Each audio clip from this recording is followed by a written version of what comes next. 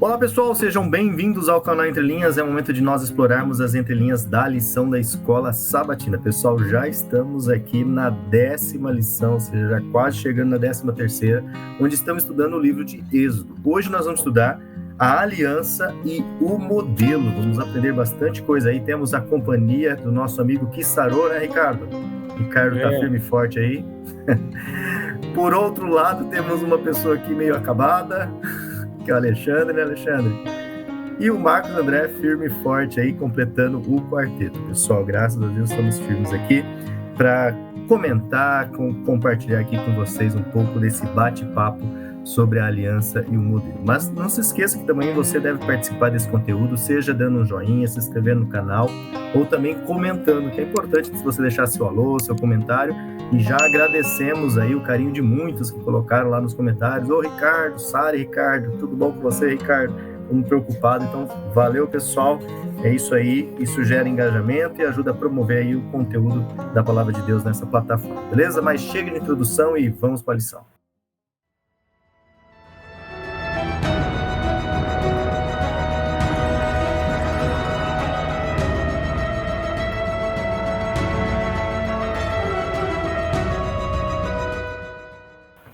Bom, pessoal, antes de nós iniciarmos aqui, então, o estudo de sábado com o Ricardo, queria agradecer aqui a Regiane Alves, ao Genésio Mioto, sempre presente, né, Genésio? Crispim Elcio, Valdenice Marte de Cerqueira, Benedito Eugênio, Beth Souza, Leda Maria Rigoni, Adriana Kuhn, Vanderlei Jacobson, Margarida de Mello, Esmeralda Viana, minha sogrinha, e muitos outros que deixam seus comentários, e no próximo vídeo também já vou deixar um alô para eles. Valeu mesmo, pessoal.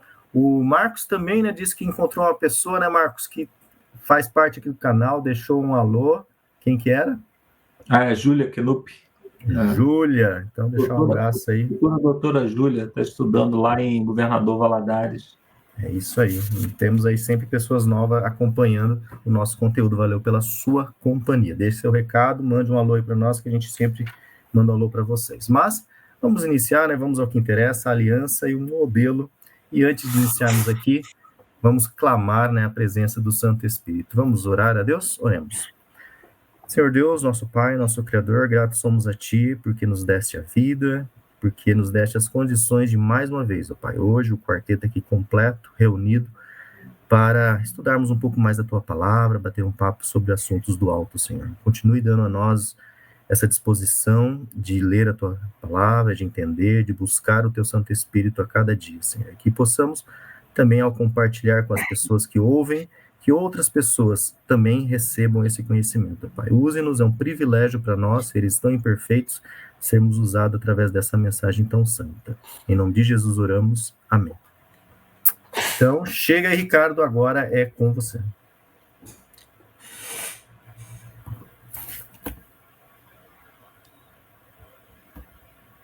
Então vamos lá, gente. Lição número 10. A aliança e o modelo. Primeiro eu vou pedir para o Lúcio colocar aquela imagenzinha lá na tela para a gente falar um pouquinho sobre essa questão da aliança. Coloca lá para a gente, Lúcio. Aqui. Isso, aliança, gente. Essa expressão hebraica, aparência, é berit, primeiramente essa imagem que está aí, né? Aron ha-berit, é arca da aliança. Mas eu quero focar, que é o mais relevante para a gente, nessa expressão aqui, berit, aliança, que pode ser que o significado, vamos dizer assim, dicionarizado dela, diz respeito a uma aliança, um pacto, uma união ou um tratado. No verso áureo, assim, no verso para memorizar, nós vamos precisar um pouco desse, para a gente entender, né, o tema da lição da semana, desse contexto, que é justamente esse contexto da aliança. Lá no Shemot, livro dos nomes, no Êxodo 24:3, o autor da lição selecionou o seguinte verso: Moisés foi e transmitiu ao povo todas as palavras do Senhor e todos os estatutos. Então, todo o povo respondeu em uma voz e disse: tudo o que o Senhor falou, nós faremos. E como vocês todos sabem, acredito que nós não vamos precisar fazer a letrinha subir hoje, né? Igual nós fizemos naqueles vídeos anteriores, com aquele resumo da história. O que vocês acham? Eles obedeceram, fizeram tudo como...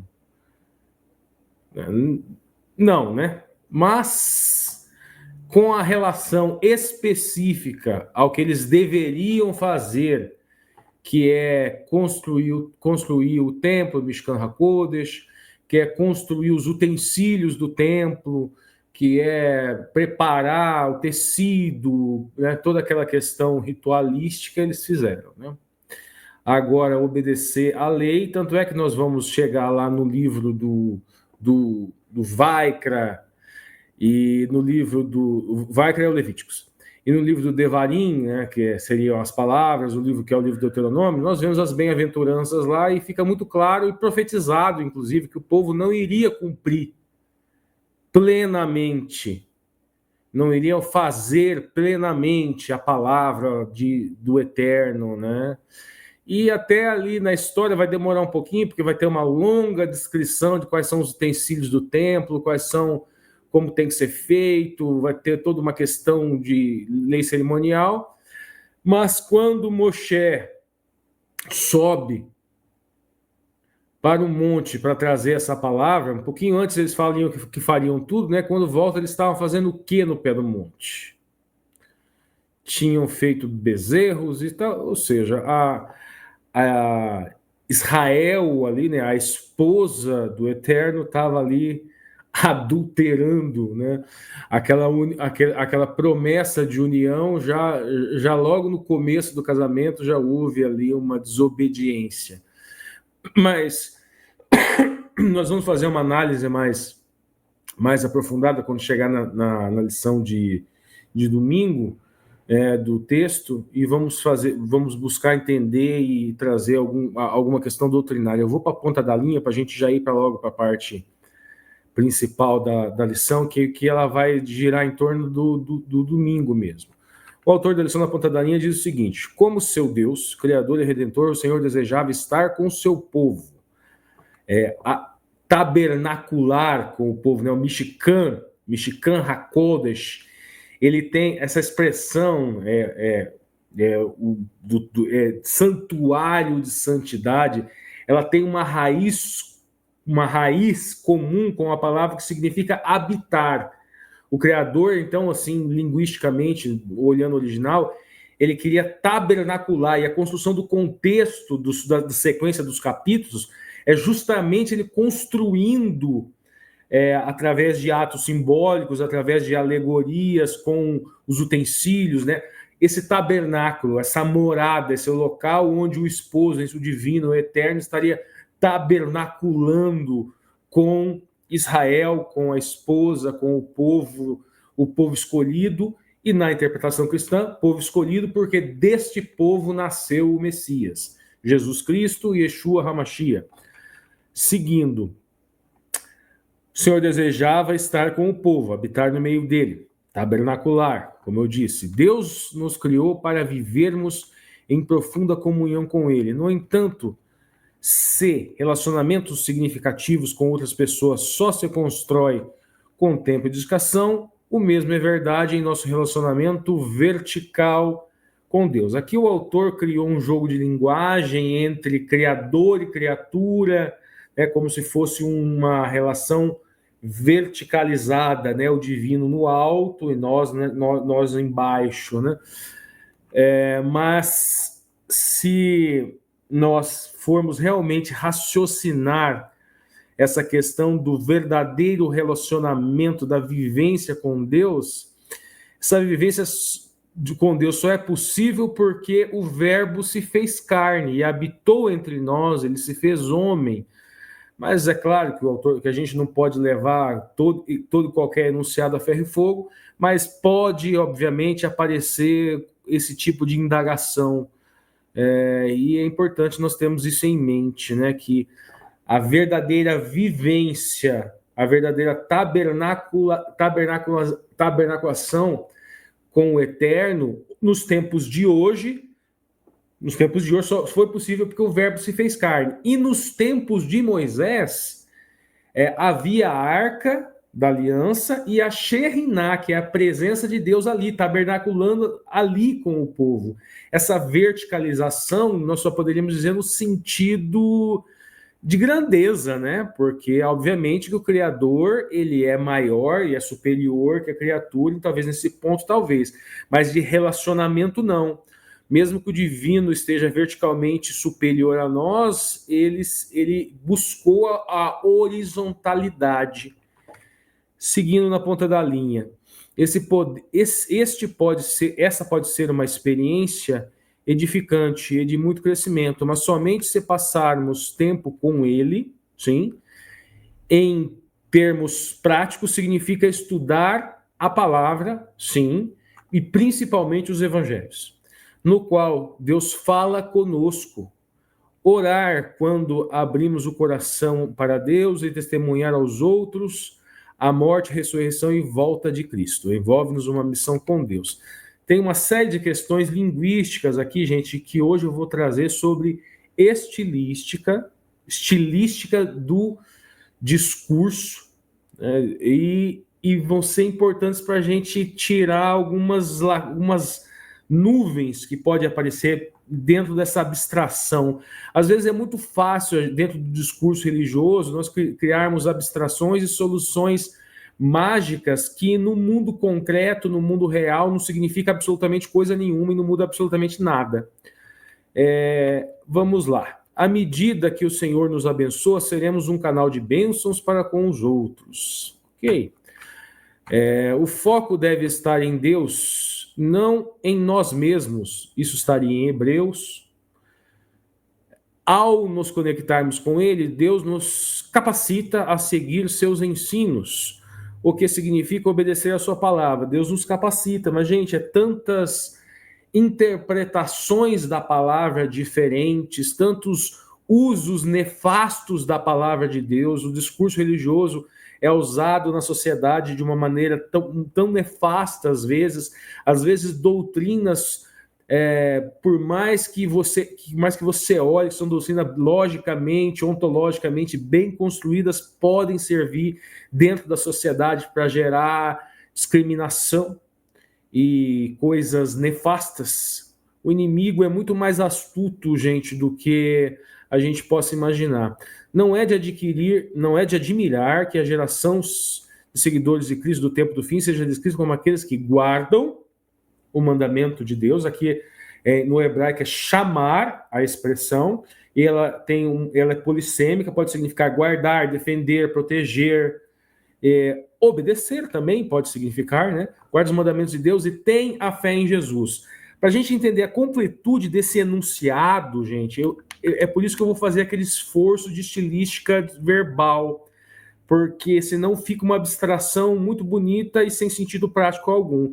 E aqui é um problema que eu já vejo, o último parágrafo do Sapo, nós vamos tentar resolver também nessa análise estilística do texto, do Êxodo, do Shemot.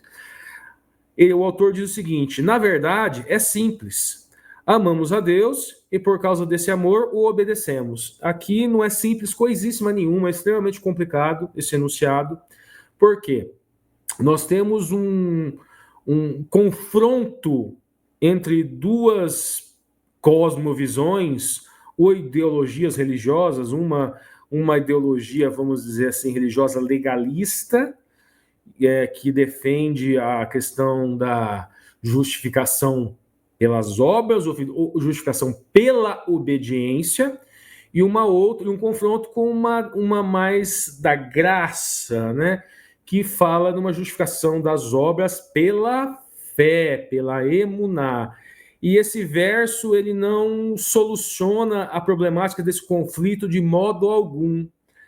ele pode tranquilamente ser lido por qualquer uma das duas vertentes se fecharem os olhos e darem ênfase para uma parte ou outra do verso. Os legalistas vão dar ênfase à última parte e vão aparentar que não são legalistas. E aqueles que defendem uma salvação sem fé, eles não dizem propriamente isso, mas uma salvação que não exige uma mínima ação do pecador, ou algum tipo de ação pecador, que eles também não vão dizer, eles vão enaltecer apenas o amamos a Deus e obscurecer a questão da questão do amor e da obediência. Como que seria feito isso? Seria... Vejam aqui, gente, eu vou usar exemplos práticos. Imaginemos o seguinte, eu vou usar esse princípio e esse enunciado aqui e vocês vão ver que não tem lógica nenhuma, não é simples, coisíssima nenhuma. Vamos lá. Nesse primeiro, talvez até alguns possam ser enganados. Adão e Eva desobedeceram a Deus porque eles não amavam a Deus? Talvez alguns vão dizer, eles não amavam esporadicamente. Ok, então vamos seguir. Então, vamos mais para frente, então. Abraão cumpriu plenamente a lei de Deus. Ele não cumpriu porque ele não amava a Deus? Já ficou um pouquinho mais complicado, porque ele é chamado de pai da fé, correto? Já complica um pouco esse verso, porque veja bem, bom, se ele não obedeceu totalmente ao que Deus mandou, então Abraão não amava a Deus e ao mesmo tempo ele é chamado de pai da fé. Complicou um pouquinho mais, não é? Moisés teve vários deslizes, vários tropeços. Podemos dizer que Moisés não amava a Deus? Seguindo, Davi foi tido como homem segundo o coração de Deus, não se desviou nem para a direita e nem para a esquerda, exceto no caso de Batseba, a mulher de Urias, o Eteu. Nós podemos dizer que ele não amava a Deus por causa desse caso de Batseba? Vamos seguir um pouquinho então. Salomão também está entre os heróis da fé, e nós vemos tropeços dele até o final dos seus dias. Sansão, que ainda um pouquinho antes, na ordem cronológica, eu cometi um pequeno lapso e coloquei Sansão na frente, mas foi antes de Davi, foi no período dos juízes. Nós podemos dizer também que aqueles tropeços de Salomão, que também está entre os heróis da fé, foi porque aqueles tropeços no sentido de não obedecer, foi porque ele não amava a Deus. É extremamente complicado, não é nada de simples esse enunciado. Então vamos seguir. Agora vamos tentar solucionar essa questão com a questão do sangue. Lúcio, coloca para mim, por favor, a imagem do sangue na tela. Isso, Lúcio, muito obrigado. Essa expressão que está... Isso aí, dem, sangue. Essa expressão que está aparecendo na tela em hebraico se escreve com um dalet, que é a última letra, tá? No hebraico se escreve do contrário. E com um men. Essa expressão não é que é a mesma palavra, mas ela compartilha raiz com outras palavras que eu vou falar para vocês. Primeiro, dem, sangue, significa sangue, mas sangue que foi derramado com violência. Esse é o primeiro ponto. O segundo ponto, vamos analisar em algumas raízes. A expressão damim, acrescentando mais algumas letras e obviamente, vindo dessa mesma raiz, ela significa sangue, mas ela também significa dinheiro. Também significa preço. Seguindo, gente, nós temos também a expressão que é da mesma raiz de dem, que é demut, que ela significa semelhança. Semelhança geralmente familiar, porque eles entendiam que essa questão de hereditariedade, que é uma família, é muito semelhante. Então, essa berit, essa aliança de sangue, ela tem um preço. Isso não está só não é só em razão das raízes comuns.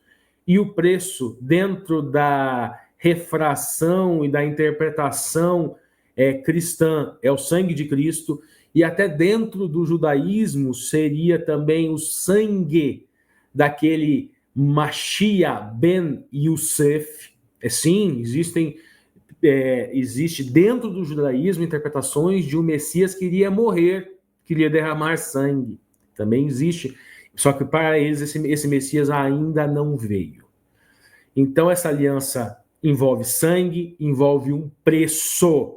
Guardem isso, é importante para nós solucionarmos aquela questão daquele versículo daquele enunciado que não tem nada de simples, é extremamente complexo, e nós vamos analisar essa complexidade agora respondendo à primeira questão. Leia Êxodo 24, 1 a 8. Quais funções a leitura da palavra de Deus e a aspersão do sangue desempenharam na confirmação da aliança, do pacto, entre Deus e o seu povo? Agora vamos fazer aquela análise estilística. Bom, primeiramente eu vou explicar para vocês a questão do que seria essa estilística, gente.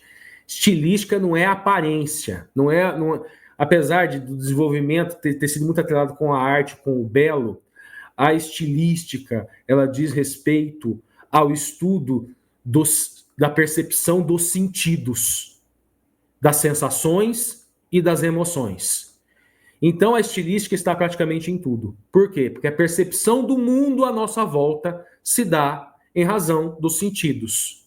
Visão, audição, paladar, olfato e o tato, e a questão das sensações. Estilística analisa tudo isso. E quando nós falamos de uma estilística verbal, diz respeito aos sentidos que o texto pode trazer, e aí analisamos vários aspectos: autor, personagens, leitor. Vamos fazer mais ou menos essa análise agora, estudando o texto que está aqui que o autor pediu ali na ponta da linha para a gente estudar. Vamos lá. Então, primeiramente, eu vou ler o texto inteiro para vocês. Diz o seguinte: depois disse Moisés: sobe ao Senhor, tu, Arão, Nadab e Abiú, e 70 anciãos de Israel, e adorai de longe. Só Moisés se aproximará do Senhor. Os outros não se aproximarão, nem o povo subirá com ele. Moisés veio e contou ao povo todas as palavras do Senhor e todas as normas. E todo o povo respondeu a uma voz: faremos tudo o que o Senhor disse. Moisés escreveu todas as palavras do Senhor. Levantou-se de manhã cedo, edificou um altar ao pé do monte, 12 estelas, segundo as 12 tribos. Enviou jovens israelitas que ofereceram holocausto e imolaram novilhos em sacrifício pacífico ao Senhor. Nós vemos o sangue aqui. Moisés tomou metade do sangue e pôs em bacias, e a outra metade derramou sobre o altar.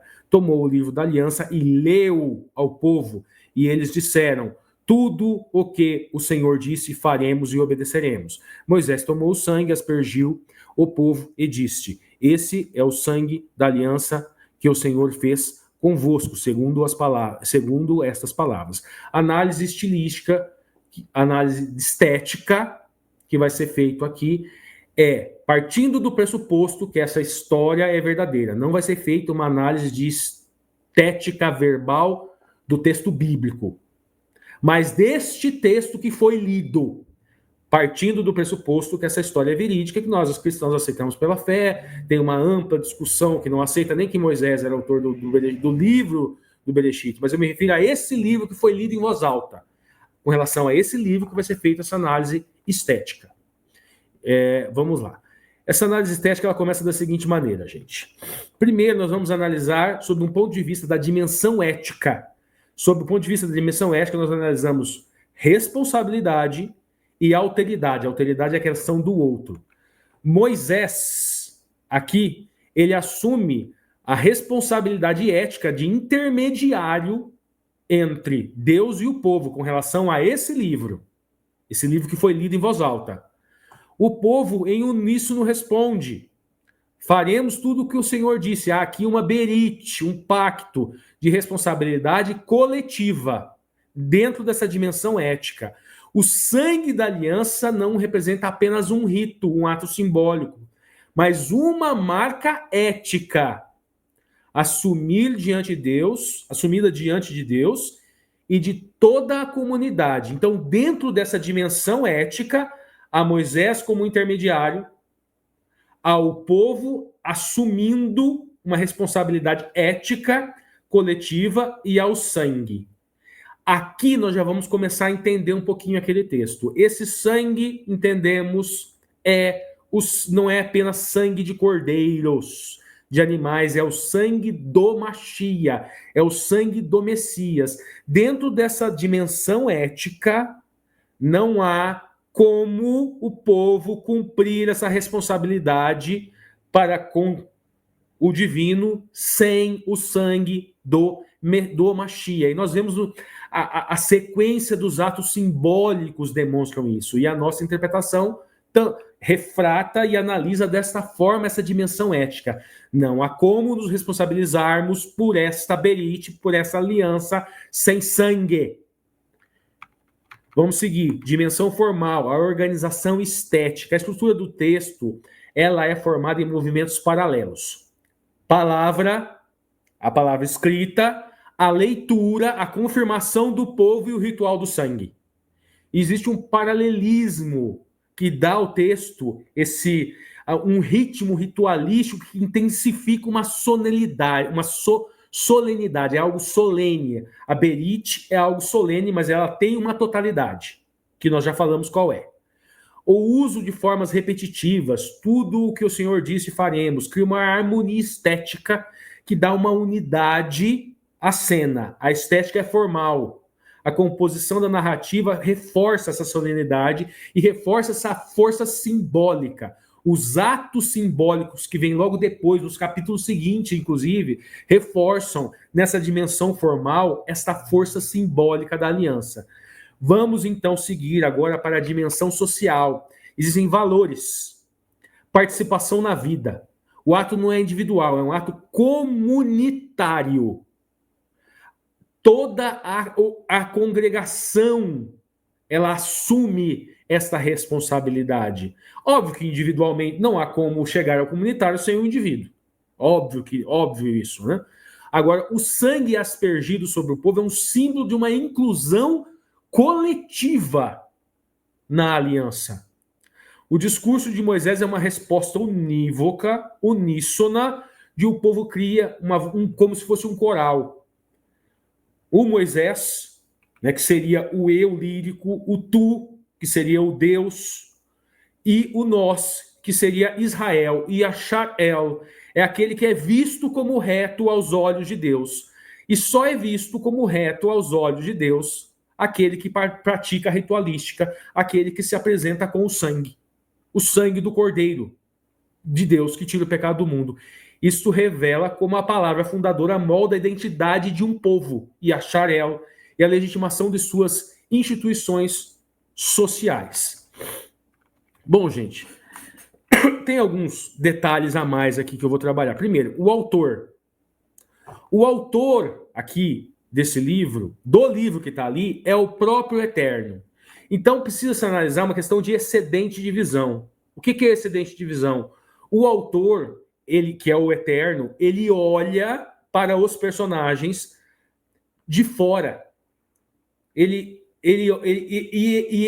incute nesses personagens valores. Moisés aqui, ele vai além de mediador, mas ele transmite a palavra, ele tem a responsabilidade, ele assume o papel ético de escrever, proclamar e confirmar a aliança. Agora, os personagens aqui, que nós poderíamos chamar de heróis, eu prefiro chamar de personagem, que seria o povo de Israel, que ele aceita aquela missão. Mas por que eles são colocados esteticamente aqui como heróis ou personagens? Porque o autor, que é Deus, o personagem é o objeto de visão desse autor. Então, Israel, reto aos olhos de Deus, é o objeto de visão do autor do texto. É como se Deus olhasse para aquele povo e enxergasse retidão. E ele está dizendo como esse processo do olhar é possível. E também esse povo é portador de valores. E esses valores foram incutidos no personagem pelo próprio autor. Agora, uma questão importante, o leitor. O povo funciona como leitor. O leitor, ele tem uma escuta ativa desse livro da aliança, só que ele atua como co-criador de sentido, pois ele responde, faremos e obedecemos.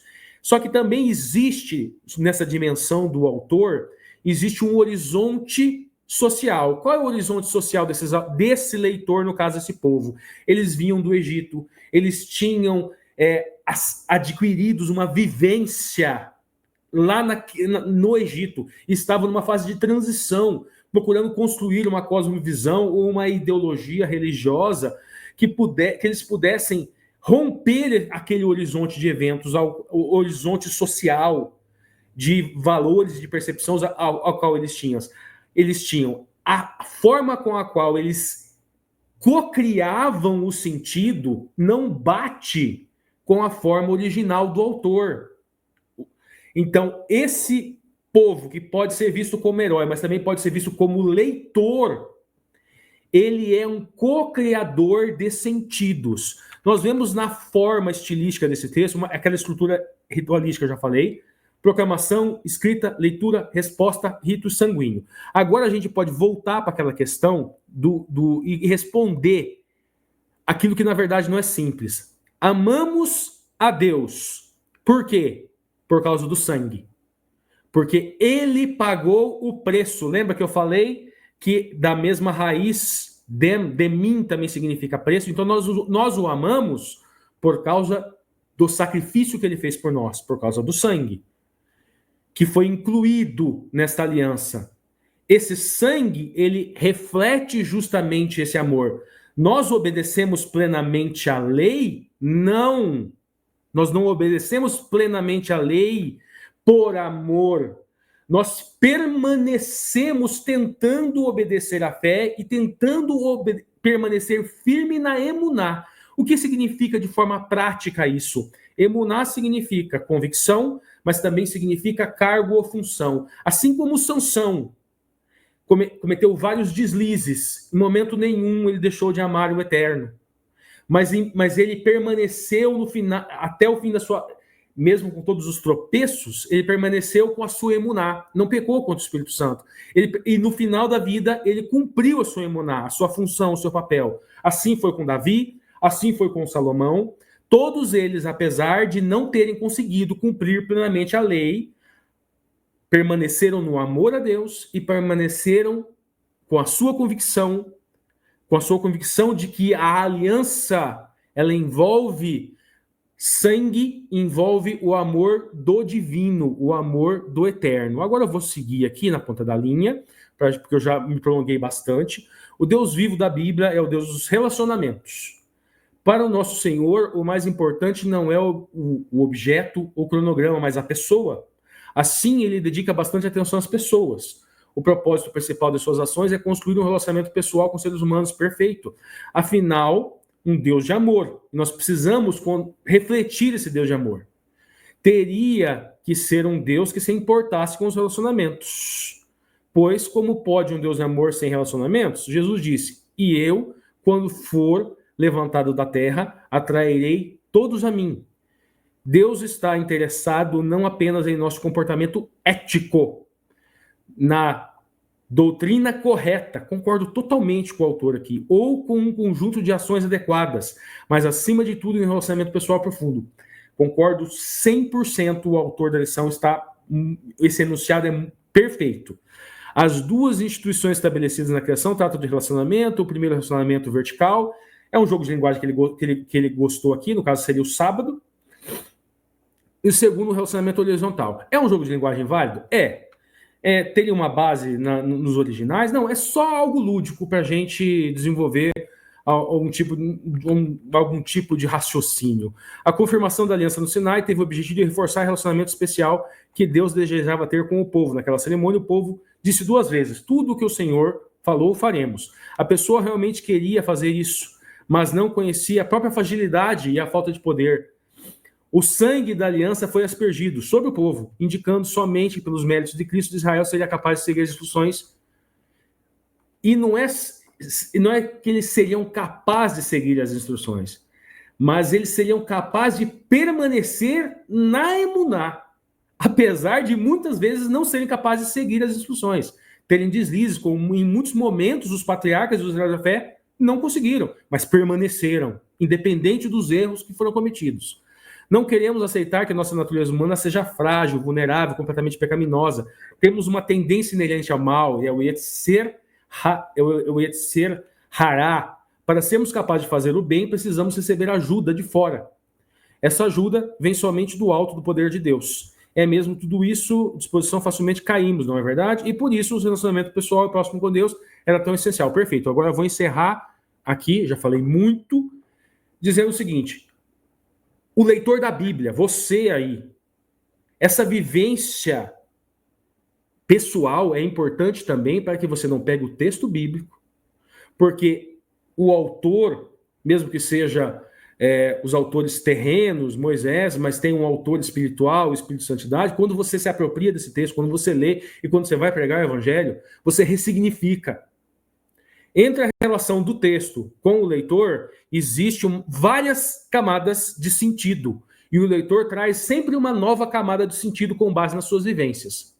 Então vamos nos apropriar dessa vivência com o amor do divino para nessa camada que você, leitor, vai colocar, você não desvirtuar o caráter de amor do eterno. Vai lá, Alexandre. Obrigado, Ricardo. E pode ficar tranquilo com relação ao tempo, que a minha vai ser bem curtinha. Estou um pouco empesteado ainda, mas sempre é uma alegria estar participando aqui. Lição de segunda-feira, o título dela é Vendo a Deus, e nós temos a cena predominante na lição de segunda-feira, é um encontro de Moisés, Arão, Nadab, Abiú e os 70 anciãos, que representavam o povo aqui, com Deus. Ela é uma cena muito bonita. Moisés está subindo o monte para receber as tábuas da lei lá de cima, está subindo o monte para receber, depois a gente vai ver toda a revelação sobre a estrutura do santuário, sobre o conjunto de rituais, e acredito que isso é um ponto que linka e que é muito importante para a lição da semana que vem, porque na lição da semana que vem, antecipando, Deus chega para Moisés e fala: me arrependi de criar o povo, vou matar todo mundo. Que acontece quando o povo se prostra diante do bezerro de ouro lá, né? Só que a gente não pode esquecer que um pouquinho antes, Deus estava apresentando para Moisés toda a estrutura do santuário que promovia e apresentava o caminho para a remissão de pecados, para o perdão e para a salvação e a reconciliação. Então, quer dizer, enquanto o povo pecava e antes do povo pecar, Deus estava provendo a graça. A graça antecede o pecado. A graça antecede a transgressão. E o plano da salvação e o caminho para a redenção, ele antecede a queda. A Bíblia fala o Cordeiro de Deus que é morto desde a fundação do mundo. Então, quer dizer, antes que Adão e Eva fossem, Cristo já era o Cordeiro de Deus que tira o pecado do mundo. E aí, isso é significativo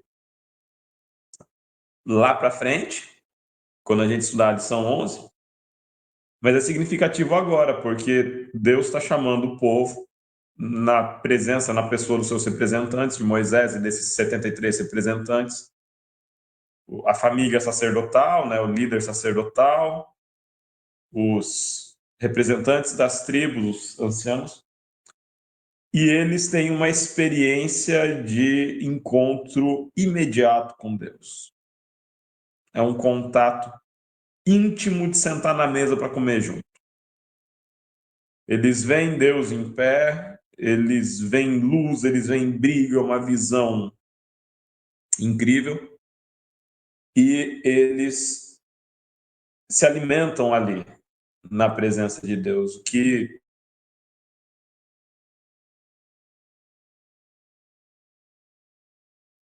de uma proximidade muito grande. O texto da lição termina lá na segunda-feira com um apontamento que é doloroso e que vai ser melhor apreendido na lição 11. Por isso que eu falei que essa minha lição vai ser mais curtinha, porque ela é meio que um interlúdio entre a parte do Ricardo e a parte do Marcos, mas é o interlúdio para a semana que vem também. Para mim vai ser uma lição maravilhosa, interessantíssima, e eu recomendo que assistem.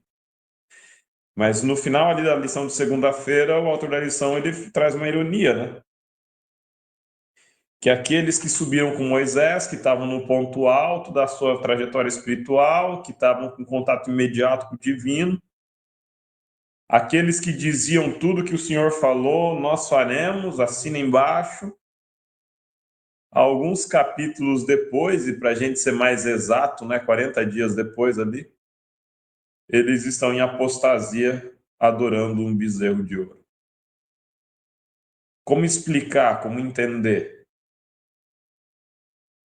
Talvez mais do que explicar e entender, é a gente olhar para a graça. Enquanto o povo pecava, e antes do povo pecar, a graça já era preparada, por meio da apresentação do santuário. E aí, na lição de terça-feira, aproxima um pouco mais da noção de como Deus produz em nós a capacidade de obediência. O texto base é o texto de Ezequiel 36, 26 até 28. E aí ali diz assim, que Deus nos dará um coração novo, um espírito novo. Fala que o povo tem um coração de pedra, mas que Deus quer retirar e quer colocar no lugar, quer entregar no lugar um coração de carne. Quer que o Santo Espírito esteja na pessoa. E promete ali, falei com que andeis nos meus estatutos. E no fechamento do texto, lá no 28, sereis meu povo e serei o seu Deus. A lição que o texto de Ezequiel nos traz é que por mais que a gente bata no peito, chame a responsabilidade e diga tudo que o Senhor ordenou nós faremos, nós somos incapazes de fazer.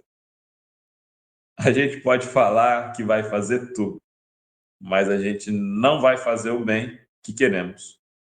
Mas o mal que não queremos, esse a gente vai fazer. E qualquer bem que nós, porventura, façamos, não somos nós que fazemos. É o Espírito Santo, por meio de um milagre, que opera em nós para a gente fazer qualquer coisa de útil, qualquer coisa de bom. Porque só Deus é bom, só Deus é perfeito, só Deus é amor. E se nós somos capazes, em algum momento, de manifestar amor, perfeição ou bondade, não somos nós que o fazemos, mas é o caráter de Deus se manifestando em nós. É esse coração de carne, esse coração humilde, esse coração contrito, esse coração arrependido, mas também esse coração que se compadece do próximo, que se aproxima do próximo, que se volta para a necessidade do próximo. É esse coração que Deus quer colocar no nosso peito para a gente conseguir, em alguma medida, dizer com sinceridade tudo que o Senhor falou. Isso nós faremos. Haverá fracassos, é certo, haverá erros e frustrações, é certo, mas quando elas ocorrerem, a gente deve se lembrar também que há uma graça que foi provida antes da queda. A graça está disponível para nós também. E como o Ricardo falou muito bem, a importância aqui é não cair da emuná, quer dizer, é não cair do chamado, é não cair do propósito, é não cair do desejo genuíno de fazer válida e verdadeira a palavra, tudo que o Senhor disser, tudo que o Senhor disse, nós faremos. Eu transfiro agora a participação para o Marcos André, deixo meu abraço para todos e é contigo, Marcos.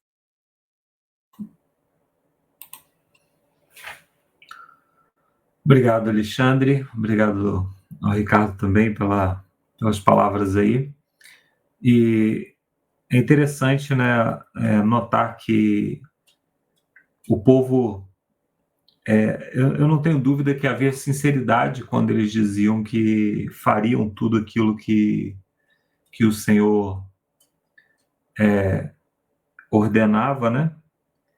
E não tenho dúvida também do empenho inicial em fazer, mas a história nos mostra que isso não prevaleceu, né?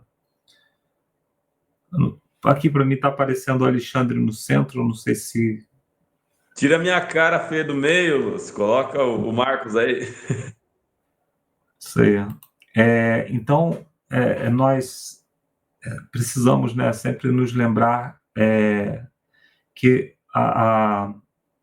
o relacionamento com Deus ele é baseado no oposto da autoconfiança, né?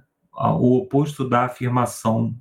Quando nós apresentamos a Deus as nossas fragilidades, os nossos defeitos, os nossos medos, Deus trabalha com isso, né?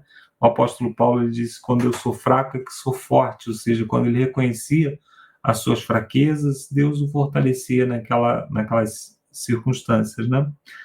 Na parte de terça-feira nós temos o título Poder para obedecer. Na parte de quarta-feira nós temos o título No Meio do Seu Povo, que é a ordem de Deus para a construção do santuário. E para que a gente possa compreender um pouco melhor esse capítulo, nós precisamos voltar um pouquinho lá em Êxodo 20. Eu vou pedir o Lúcio para colocar o texto aí, Êxodo 20, a partir do verso 24, Lúcio, se você puder colocar, só para que a gente possa compreender o propósito original de Deus, né? Na parte de sábado e de domingo, né, falou muito a respeito do desejo de Deus em desenvolver relacionamento com o povo. E aí, Deus, inicialmente, após falar as leis, né, ali em Êxodo 20, as leis não estavam escritas ainda, elas foram faladas e todo o povo ouviu a lei. E aí Deus, em seguida, ele dá essa ordem: um altar de terra me fará, e sobre ele sacrificarás os teus holocaustos, as tuas ofertas pacíficas, as tuas ovelhas, os teus bois. Em todo lugar, preste atenção nisso, em todo lugar onde fizer celebrar a memória do meu nome, virei a ti e te abençoarei. Pode passar o próximo, Lúcio, por favor. Se me levantares um altar de pedra, não o farás de pedras lavradas, se sobre ele manejares a tua ferramenta, profaná-lo-á. E próximo verso, 26. Nem subirá por degraus ao meu altar, para que a tua nudez não seja ali exposta. Então, ali Deus dá uma ordem ao povo, né?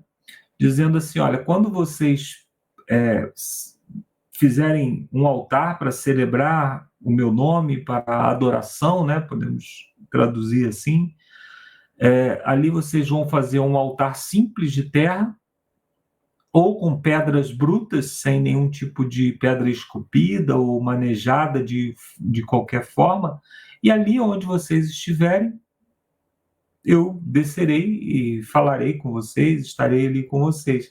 Então, o propósito inicial de Deus não era que houvesse um santuário. Até esse momento, né, o relacionamento de Deus não era um relacionamento mediado por sacerdotes, era um relacionamento em que o povo poderia ter acesso direto a Deus, assim como eles ouviram a voz de Deus ali. Então vamos imaginar, né, que nós estivéssemos hoje fazendo um altar para celebrar ali para prestar uma adoração a Deus, e a gente colocasse sobre esse altar algo que não agradasse a Deus, ou a minha maneira de me portar não agradasse a Deus, então Deus me diria: olha, Marcos, essa atitude não me agrada. Eu prefiro que você faça de outra forma. E assim Deus estaria me educando. E o processo da adoração, ele, apesar de movido por circunstâncias, por locais, por costumes, eles estariam sempre alinhados com aquilo que Deus planejou. Porém, por que esse não foi... por que isso não deu continuidade? Por que então que Deus mandou construir um santuário? Aí eu vou pedir o Lúcio para colocar agora o verso 18 e 19, pedir para ele colocar o verso 18 do capítulo 20. O povo diz assim, ó: O texto, na verdade, diz assim: todo o povo presenciou os trovões, os relâmpagos, o clangor de trombetas e o monte fumegante, e o povo, observando, se estremeceu e ficou de longe. Verso 19: disseram a Moisés: fala-nos tu e te ouviremos, porém não fale Deus conosco para que não morramos. Então eles quebram esse vínculo com Deus, né? E Deus gentilmente, esse foi o segundo passo, né, de distanciamento. O primeiro foi quando o povo se esconde, Deus vem visitar o ser humano mesmo após ele ter pecado, e Adão e Eva ali, né, o casal no jardim, se escondem de Deus. Então Deus, com toda a sua nobreza de caráter, ele passa a falar, mas não a aparecer mais publicamente. Falar de maneira muito esporádica, quando havia necessidade, mas não aparecer mais periodicamente, como ele costumava fazer. E agora o povo dá mais um passo no distanciamento com Deus, né? Eles pedem para que Deus nem sequer fale. Então, com Abraão ele falava, com Noé ele falou, e agora o povo pede para que Deus não fale. Agora você imagina, Deus não fala mais com o povo, e cada casa tem um altar, cada casa é um local de adoração. O culto ao Deus verdadeiro se perderia completamente, porque cada casa ia fazer de uma forma, ia estabelecer ali suas próprias características para esse Deus. O que nós fazemos hoje, de certa forma, né, como o Ricardo estava falando, nós imprimimos no texto os nossos próprios costumes, a nossa própria cosmovisão. Então, você imagina isso, né, a adoração. Então, a partir desse momento, Deus dá uma ordem específica para que a adoração acontecesse no templo, e lá em Levítico 17, versos 3 a 5, Deus diz claramente que nenhum sacrifício deveria ser feito em qualquer outro lugar que não no templo. Então, a construção do santuário foi uma forma que Deus encontrou de preservar a verdadeira adoração. E o que significa isso, então, para nós hoje? Primeiro, o fato de que não importa o quanto nós estejamos querendo nos distanciar de Deus, né, Deus está se disponibilizando a estar perto de nós. Quando o povo disse assim, não queremos relacionamento com Deus, não queremos conversar com Deus, Deus mandou construir um santuário para que ele pudesse habitar no meio do povo. Êxodo capítulo 25, verso 8. E essa é a primeira lição. À medida que o povo queria expeliu Deus, colocou Deus para mais distante, Deus se colocou um pouco mais perto. Deus se posicionou no meio do povo. E o segundo aspecto que nós encontramos aqui nessa lição de quarta-feira, ou no capítulo especificamente, né, é o fato de que Deus, ele nos deu ali um exemplo de como a congregação é importante. Quando nós congregamos, quando nós estamos juntos, quando nós nos unimos em congregação, nós nos corrigimos mutuamente. Então, uma atitude minha que pode estar ferindo um princípio bíblico será corrigida talvez não exatamente por uma fala, né? Mas às vezes por uma atitude do Alexandre, do Lúcio, porque o Lúcio, em determinado momento, vai demonstrar que, com seus próprios atos, que aquela minha atitude não condiz com o Evangelho, não condiz com aquilo que Deus planejou. Então, hoje que nós temos cada vez menos a capacidade de ouvir a voz de Deus, né? Nós necessitamos muito dessa correção mútua. Nós necessitamos muito de que um esteja corrigindo o outro. E isso acontece quando nós congregamos, quando nós estamos congregando uns com os outros. Então, para mim, a lição de quarta-feira, eu tiraria dela esses dois tópicos, né? O fato de que Deus, ele se aproximou do povo que o repelia, e a necessidade da congregação. Deus estabeleceu um santuário para que ali ele pudesse manter a adoração conforme. Então, a igreja hoje é um instrumento de Deus, né? Como foi o templo no passado, a igreja, o congregar, né? O estar junto com os irmãos é um instrumento de Deus para que possamos ser corrigidos.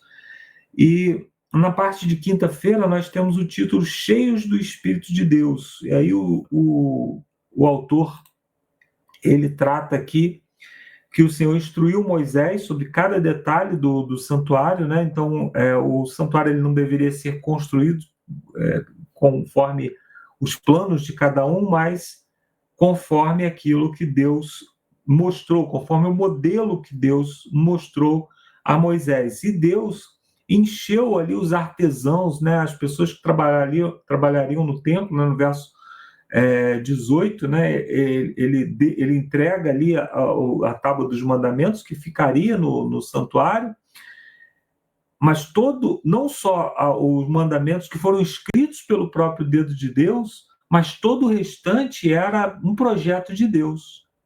Era Deus demonstrando como deveria ser cada aspecto, não só da construção física, mas também dos ritos que deveriam acontecer ali.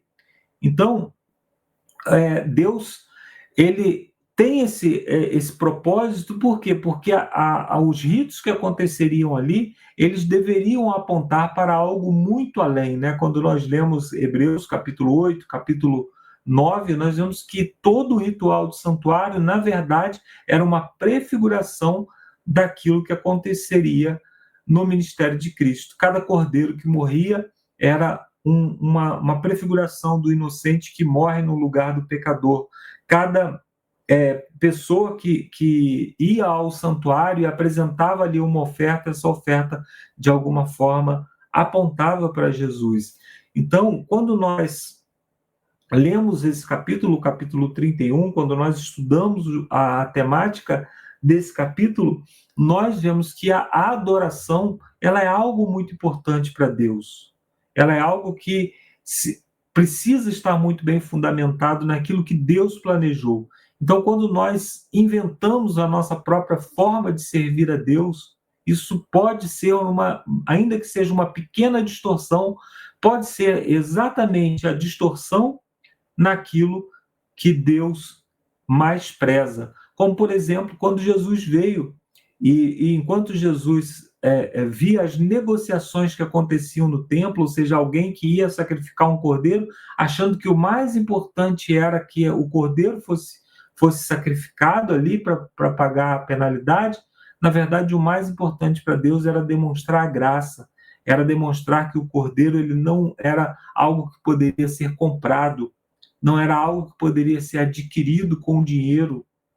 Então, quer dizer, a parte do sacrifício se preservava, mas a parte da graça, que era algo mais importante para Deus, já havia se perdido. Então, quando nós distorcemos, quando nós dizemos assim, olha, acho que uma pequena mudança não vai fazer diferença, nós devemos consultar a Deus se realmente aquilo não faz diferença nenhuma, porque talvez aquilo seja algo precioso para Deus. E aí o autor chama atenção aqui para o propiciatório, que era aquilo que estava sobre a lei, né? Estava cobrindo ali a lei. O termo propiciatório quer dizer, é como se fosse uma ferramenta que torna algo propício. Ou seja, algo que é inapropriado e que se torna propício. Como que nós podemos estar de frente para a lei e nos tornarmos propícios? Somente pela ação do propiciatório. O nosso propiciatório é Cristo. É através dele que nós podemos estar frente a frente com a lei, sem nenhuma condenação. Como diz o livro de Romanos, no capítulo 8, nenhuma condenação há para aqueles que estão em Cristo Jesus. Eu termino aqui a participação e agora é com o Lúcio ou com os colegas que quiserem aí dar alguma contribuição. Vamos lá então, pessoal. Valeu, Marcos. Valeu, Alexandre, Ricardo. Nas perguntas aqui para consideração, acho que todos já tocaram, Ricardo, Alexandre e Marcos também acabou de tocar aqui nas duas últimas. Mas só reforçando então, quantas vezes, né, você já disse, Tudo que o Senhor falou, nós faremos. Você foi bem sucedido em seus esforços, né? Ou seja, quantas vezes eu e você também nos dispomos, né, com um propósito de coração sincero, né, como foi falado aqui, sinceramente, a gente coloca, Senhor, nós vamos fazer. Mas, como também o Ricardo colocou, né, a luta, a natureza nossa, a nossa tendência é muito forte para a gente mais cair do que a gente fazer o que é certo, né, pessoal? Nós nos enxergamos nus, né, com vergonha até de se aproximar de Deus. Na segunda fala assim, Moisés passou 40 dias com o Senhor no Monte Sinai. Depois, Deus enfatizou que os israelitas deveriam observar o sábado, que seria um sinal entre ambos de que o Senhor os santificaria. E aí pergunta, né, qual é o papel da santidade e da santificação na observância do sábado, né? Se você for buscar no dicionário, né, o que é santo, o que é santificação, na verdade é separação para um propósito, principalmente ligado às coisas divinas, né? Essa é a questão de santo. Então, o sábado, nesse contexto, é uma bênção tremenda que Deus nos dá de presente, assim, para falar assim, olha, estarei com você, descansando dos seus propósitos, né? Eu aqui, na minha lida, na minha empreita, com certeza, numa sexta-noite, estaria ainda, às vezes, dando aula, às vezes, apresentando trabalho, fazendo mil coisas, que cada um também teria uma atividade, e graças a Deus, né, por princípio e também pela orientação de Deus, no sábado a gente tenta descansar, conversar da Bíblia, amanhã estaremos nas igrejas, veremos irmãos, congregaremos, como foi colocado aqui, que é importante congregar, né, viver lá na bolha não, viver lá no monte sozinho é fácil, né, e olha que a pessoa entra em conflito consigo mesmo, mas imagine na igreja, né, que é onde você tem irmãos, é onde as arestas precisam ser, né, podadas. Então, o sábado é uma bênção na vida daqueles que tentam praticar. É claro que a gente também dizer que a gente santifica e guarda o sábado, eu acho difícil, né? Porque a gente sempre escorrega aqui, vai para lá, pensa. Isaías fala, né, que até os pensamentos, as palavras vãs nesse dia, né, já não são tão agradáveis a Deus, mas pelo menos é um presente que ele nos deixa e que a gente deve, sim, a cada sábado, a cada semana, buscar, né, estar na presença do Senhor, santificando, buscando as coisas do alto. Terceira pergunta diz assim, o Senhor queria que o seu povo fizesse um santuário para que ele habitasse no meio dele. É impressionante notar que esse lugar era o centro da salvação para Israel. Tudo acontecia lá era o momento mais importante, os rituais. No santuário, local em que Deus habitava no meio do povo, o plano de salvação foi ilustrado por meio de tipos e de sombras. E é uma pergunta retórica, né? Isso revela que somos dependentes de Deus para a salvação? Né? Claro, totalmente dependentes de Deus, né? E nos ritos, né, lá, quando foi colocado do cordeiro, a gente sabe que o cordeiro era o que? Era o símbolo de Cristo, ou seja, e diferentemente de algumas religiões, aonde alguns sacrifícios eram feitos para amansar o humor do seu Deus, né, para tentar diminuir a ira do seu Deus, aqui o sacrifício não é feito para agradar a Deus ou amansá-lo, né, pelo contrário, é para que ficasse bem impresso em nós, né, o quão ruim, o quão maligno é o pecado, ou seja, o pecado traz morte, o pecado, quando a gente pratica, quando a gente se deleita nele, a gente vai o quê? Simplesmente vai trazer mais morte, mais coisas ruins para a nossa vida. Enquanto seguir a palavra de Deus, pelo menos, né, tereis vida em abundância, principalmente na presença do Senhor Deus. E a última pergunta diz assim, por meio do sangue dos animais, todos os pecados eram levados para o santuário, a casa de Deus. E aí vem a pergunta, o que isso significa, né? Como essa verdade maravilhosa ilustra, mesmo que de maneira ainda imperfeita, o que Jesus fez na cruz, né, por nós, e o que ele está fazendo por nós agora no santuário celestial, ou seja, sendo o santuário, né, um ponto central da fé judaica, dos judeus que iam lá para fazer o ritual do sacrifício, levavam sangue, ou seja, tudo é levado diante de Deus, porque somente Deus realmente pode nos lavar do pecado, e aí tudo isso era um símbolo, né, para o sangue do verdadeiro cordeiro, do cordeiro que tira o pecado do mundo, né, eis o cordeiro de Deus, ele que derramaria, e o povo judeu, nós sabemos, né, muitos não entenderam toda essa simbologia, achavam que aquilo eram rituais para ser repetidos e só para como identidade cultural. E, na verdade, não, né? Tinha, na verdade, aí uma instrução de como Deus salva o ser humano. Que nós, né, adventistas, cristãos, possamos entender, né, os princípios de nossa fé. E estamos aqui, né, aprendendo essas lições sobre sangue, cheios do Espírito, sobre as coisas que Deus mostrou para o povo dele e que Deus mostra para nós hoje. E que, infelizmente, muitos de nós ainda não entendeu ou não pratica da maneira que deve ser praticado, né? E a gente viu quantos erros aconteceram no passado e, para quem reflete, né, e estuda, vê que nós, cristãos contemporâneos, estamos cometendo os mesmos erros, né? Trocando todo o significado das coisas, colocando as coisas fora dos seus devidos lugares, né, pessoal? Mas não os entrelinhanos, né? Os entrelinhanos, se Deus quiser, estão na linha certinha com Jesus, né, pessoal? Eu espero, né, povo? Concorda aí, povo? Faz assim, ó. Mas é isso aí, pessoal. Terminamos aqui a 10ª lição. Nos vemos já na 11ª, depois 12ª, 13ª, acabou. Na próxima série, né? Deixa eu já aproveitar aqui, que já chegou aqui. Na próxima série, veremos o quê? Lições de fé no livro de Josué. Então, no próximo vídeo já trago aqui também para que você busque o seu manualzinho, para que nós possamos estar juntos aqui na próxima série. Então, encerramos aqui a 10ª lição, nos vemos no próximo vídeo, apostasia e em intercessão. E antes de nos despedirmos, né, convido agora o Marcos André para que ele traga uma palavra de oração. Isso aí, vamos orar. Santo e bom Deus, muito obrigado por essa lição, muito obrigado por cada fala. E se algo não foi dito aqui, ou se foi dito de maneira que não complementou, não atendeu às necessidades que o Senhor tem para cada um de nós, nós te pedimos que o teu Santo Espírito, que encheu o povo no passado, que capacitou o povo no passado, até mesmo para as tarefas mais simples, que o teu Santo Espírito nos capacite hoje para também compreender a tua palavra e viver a tua palavra. Não como o povo do passado, que dizia fazer a tua vontade, nós reconhecemos que não somos capazes. O exemplo deles nos mostrou isso e o nosso próprio exemplo de vida nos mostra que nós não somos capazes. Por isso te pedimos que o teu Santo Espírito esteja operando em nós, nos dando um coração novo, um coração rendido ao Senhor. Amém. Nos auxilia, Senhor, para que possamos fazer a tua vontade conforme o Senhor planejou para a vida de cada um de nós.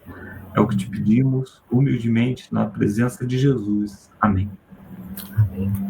Deixa eu colocar nós 4 aqui na tela, então, para que todo mundo dê o tchauzinho aí. Fiquem com Deus, pessoal. Até o próximo vídeo, se Deus quiser. Tchau, tchau.